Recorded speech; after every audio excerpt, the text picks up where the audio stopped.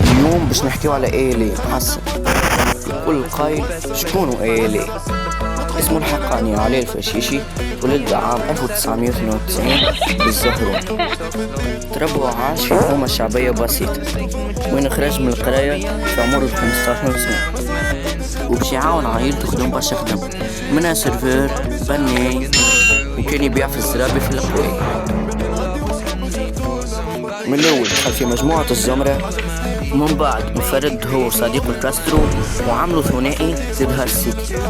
سنة 2017 أطلق إيلي الشين يوتيوب الخاصة به. كانت أول أغانيه فيها أغنية بوزي تاع جنية ويوزو تو، وين حققوا نسبة مشاهدة عالية بالملايين. في فترة قصيرة ولا إيلي الأبرز في الراب التونسي.